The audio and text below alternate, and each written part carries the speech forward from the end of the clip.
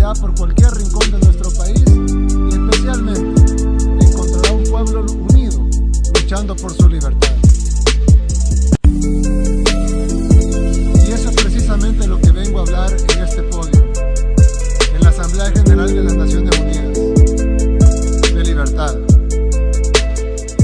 La que añora mi pueblo y la que añoran todos los pueblos del mundo. Y es que libertad es una palabra que se dice muy fácil, pero que requiere de lucha, perseverancia y muchos sacrificios para que sea verdadera. La libertad de escoger hacia dónde vamos y cómo lo queremos lograr. La libertad de definir nuestro camino como seres humanos. Pero para ser libres, como mucho de lo que nos define, depende de cómo nos ven los demás, pero principalmente de cómo nos vemos a nosotros mismos. Por lo tanto, además de decidir que queremos ser libres, es requisito indispensable que los poderosos respeten nuestra libertad. Yo vengo de un pueblo que durante mucho tiempo se vio a sí mismo como menos que los demás. Vengo de un pueblo donde nunca habíamos tenido el valor de tomar nuestras propias decisiones. Vengo de un pueblo donde nuestro destino siempre fue controlado por otros. Vengo de un pueblo que solamente es dueño del país más pequeño del continente americano y que incluso esa pequeña propiedad sobre ese pedacito de tierra que apenas se ve en el mapa no es respetada por países que tienen muchísimo más territorio que nosotros, muchísimo más dinero y muchísimo más poder, y que piensan correctamente que son dueños de sus países, pero piensan incorrectamente que también son dueños del nuestro. Y es que un grupo de países poderosos no solo tienen mucho más que todos los demás, sino que también creen que son los dueños de lo poco que tenemos los países que no somos poderosos. Es como si alguien viviera en una casita muy pequeña y humilde, pero que tuviera un vecino muy rico, cuya casa es un hermoso y gigantesco palacio, con inmensas extensiones de tierra y tesoros inimaginables. Quien vive en la pequeña casita respeta y admira a su vecino. No le molesta que sea inmensamente más rico que él. Él está feliz en su pequeña casita, pero ha decidido mejorarla, pintarla, arreglarla y amueblarla mejor. Con esfuerzo, claro, pero está seguro que valdrá la pena. Todo bien hasta ahí, hasta que el vecino rico decide que su vecino pobre no tiene el derecho de arreglar su casa, no tiene el derecho de comprar otros muebles o pintar las paredes. El vecino rico ha decidido que no solo es dueño de su palacio, sino que también puede ir a dar órdenes a la pequeña casa de su vecino pobre. Y la orden es que todo tiene que seguir mal, como estaba antes. Los arreglos no están autorizados. El vecino pobre no tendría por qué adversar a su vecino rico. No tiene por qué envidiarlo o aspirar a tener lo que el vecino rico tiene. No tiene por qué pretender que irá a su palacio a darle órdenes o a exigirle que cambie el color de su mármol. Pero el vecino pobre sí debe tener al menos el derecho de limpiar su casa, pintar sus paredes, cambiar sus muebles, sembrar flores en su jardín y cambiar su techo por uno que no tenga goteras y que lo proteja de la lluvia. Eso no puede molestar al vecino rico.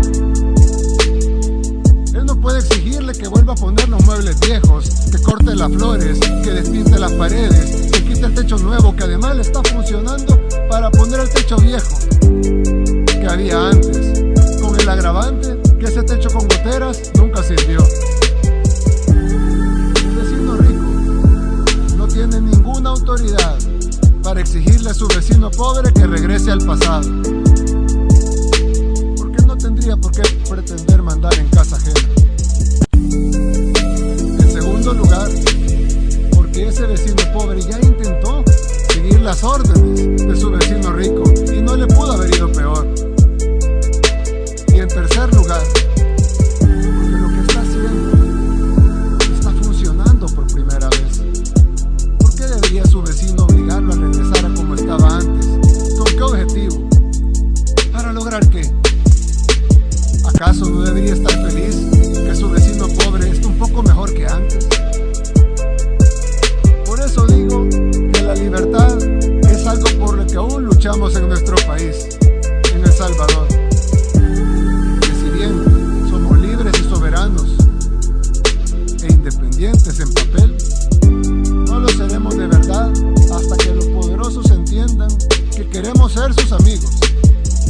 admiramos, que los respetamos, que nuestras puertas están abiertas de par en par, para comerciar, para que nos visiten, para construir las mejores relaciones. Pero lo que no pueden hacer es venir a mandar a nuestra casa. Y no solo porque es nuestra, sino porque no tendría sentido deshacer lo que estamos logrando. En poquísimo tiempo, El Salvador ha pasado de ser el país más peligroso del mundo, literalmente el país más peligroso del mundo, a estar en camino a ser el país más seguro de América. Pasamos de ser un país para muchos desconocido, y los pocos que lo conocían por las pandillas, por los muertos, por la violencia, por la guerra.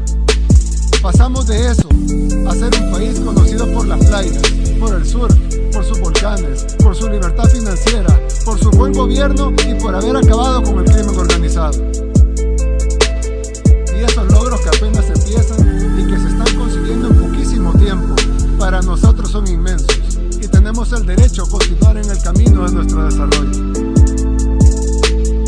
Por eso dije al principio que la libertad es algo por lo que aún luchamos, porque todavía necesitamos que se nos reconozca nuestro derecho a ser libres, a ser independientes de verdad.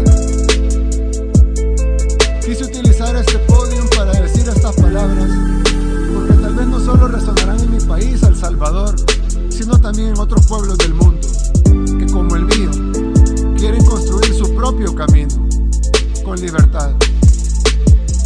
Unos podrán hacerlo antes, otros después. Para uno será más fácil, para otros será más difícil.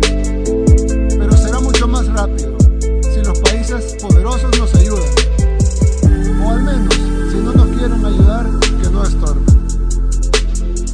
Cada pueblo debería encontrar su propio camino. Y cada pueblo encontrará amigos en la búsqueda de ese camino.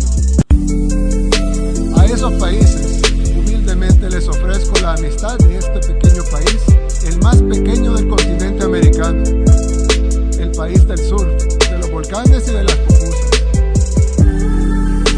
El país que aún lucha por su libertad, pero que está a punto de conseguirla. Hace 3 años estuve aquí, en este mismo podio en las Naciones Unidas. En ese tiempo les dije que este formato era obsoleto, y ahora 3 años después nos damos cuenta que lo es aún más.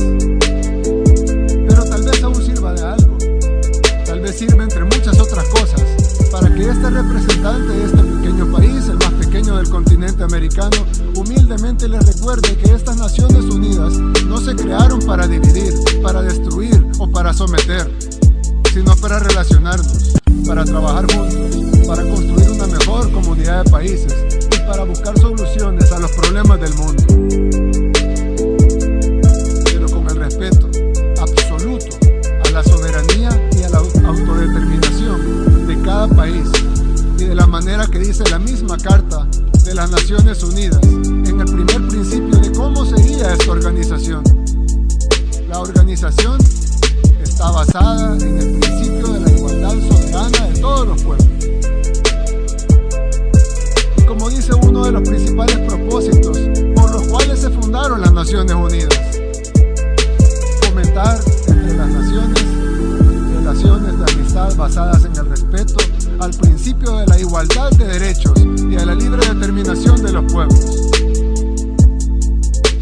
Tal vez el cambio del mundo unipolar al mundo multipolar del que tanto se habla sea mejor si en lugar de pasar a ser de una superpotencia a varias superpotencias, pasemos mejor a un mundo en donde cada pueblo es verdaderamente libre de construir su propio camino, y donde en esta comunidad de naciones aportemos todos, los grandes y los pequeños, desde nuestras experiencias y nuestras capacidades, a solucionar los problemas de la humanidad.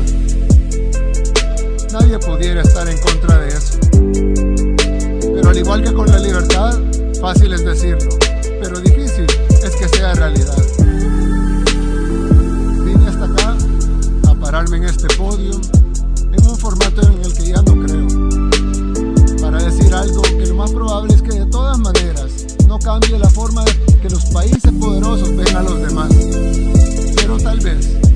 cambie la forma en que los países en vías de desarrollo nos vemos a nosotros mismos.